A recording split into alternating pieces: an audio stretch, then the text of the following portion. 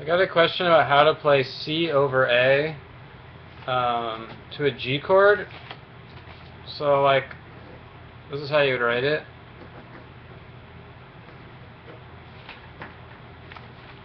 C over A to G. So that chord, that's called a slash chord, the C over A. And all that means, whenever you see a slash chord, is that you play that chord, but then you have to change the bass note. I have so many pink pens, because I use colored pens when I go teach, and I buy like these sets.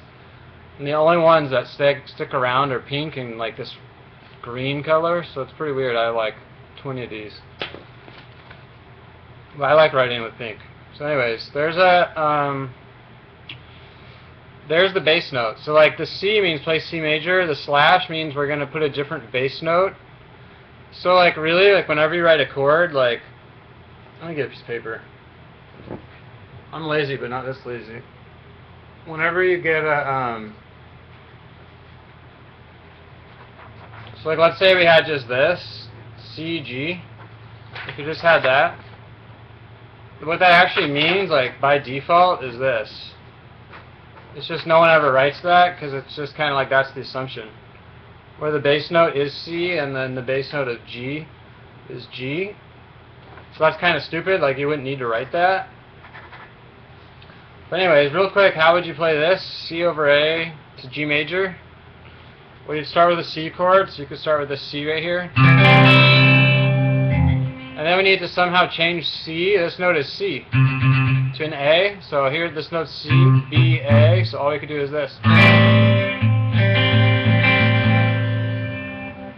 But the thing is, that's kind of weird to call this C over A. This is actually an A minor 7 chord. Like if I were to just strum this for a while, like,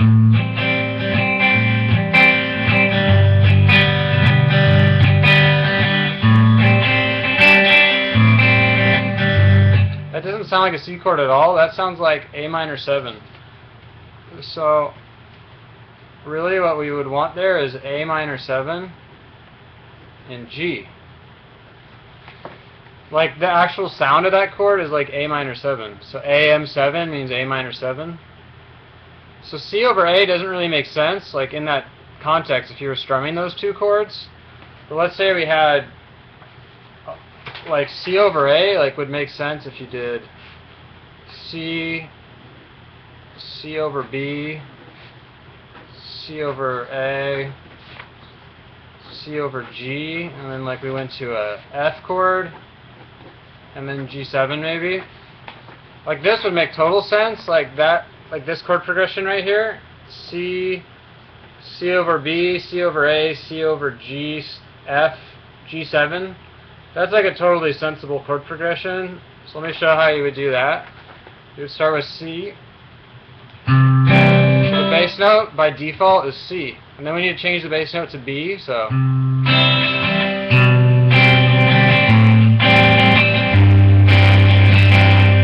So here's the bass. We're going to have a C chord, but change the bass from C to B, A, G, while keeping a C on top. When I go to C over B, I do it like this. And mute this out. You could do it like this, but it sounds bad. So it sounds like too muddy, so I do it like this. But C over A, C over G is real common. So you got rid of C and put it as G. So we got.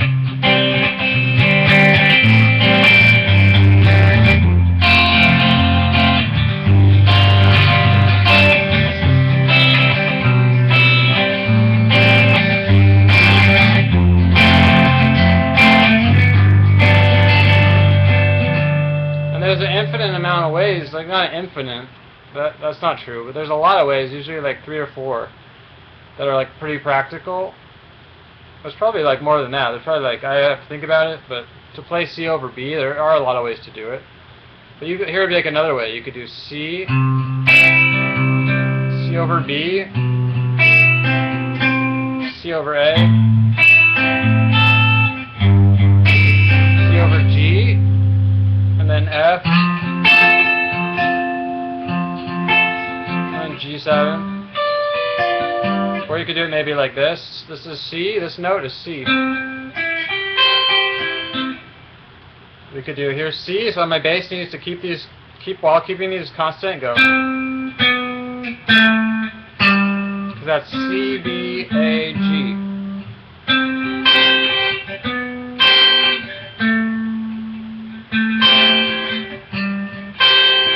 And then to F finally.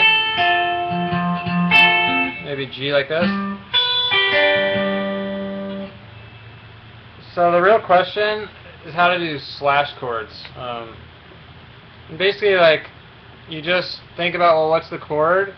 Like, let's say it's G major. There's lots of bass notes you could change it to. You could change it to F sharp. You could change it to G over C, G over B.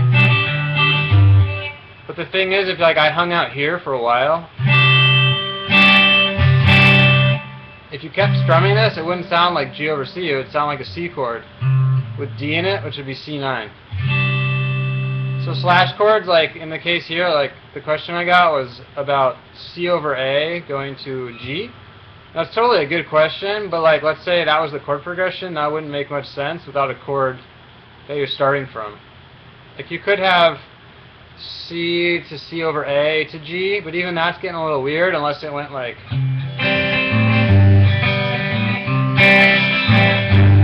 really passing, like a really quick passing chord. Because otherwise, if you were to go like C, an equal amount of time, or like a decent amount of time on C over A,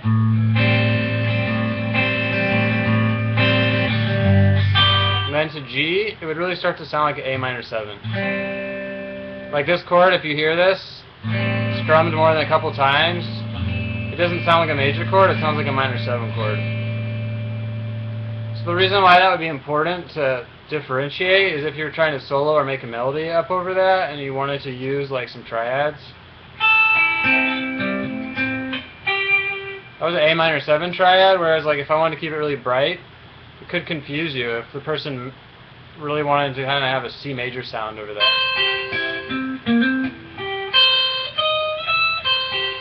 See how much different that sounds then?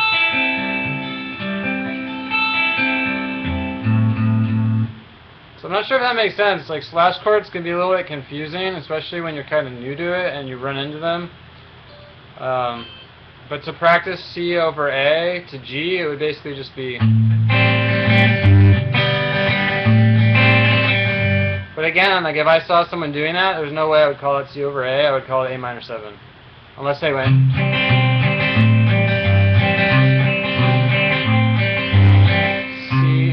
C over B.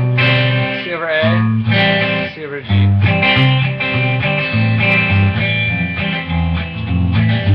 You can actually go all the way down like that.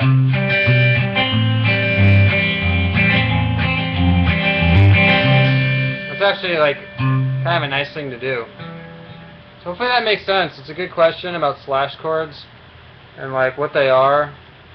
I mean, I assume that's kind of what the question was, because just C over A to G is a little bit of a weird thing to ask for.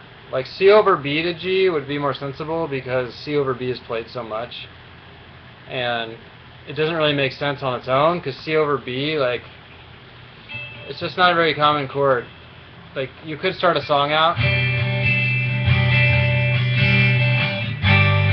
That doesn't sound very good, so it's not a very common thing to see. You usually always see C over B coming from C major, or sometimes like. But in that case, it's actually part of a G chord, so you'd call it something else. Anyways, hope that was helpful. Okay, bye.